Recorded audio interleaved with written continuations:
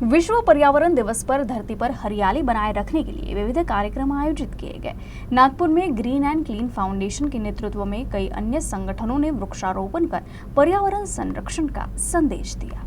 आम्ही हे स्वच्छताचं जे चालू केलं आहे ते कमीत कमी 11 वर्ष झाले आहे। माननीय पंतप्रधान नरेंद्र मोदी यांच्या प्रेरणेने सुरू केलेला हा आमचा उपक्रम आहे। आज 11 वर्षापासून निरंतर आम्ही हे उपक्रम राबवत असतो।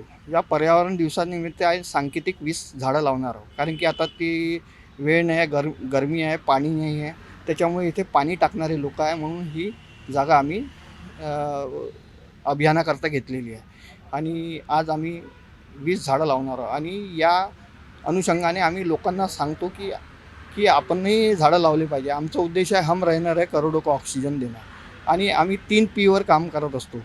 एक पानी बचाओ, पेड़ लगाओ और प्लास्टिक मुक्त भारत बनाओ, या संकल्पनेतून आम्ही निरंतर काम करत आहोत। आमचा उद्देश आहे हम रहना है करोड़ों को ऑक्सीजन देना।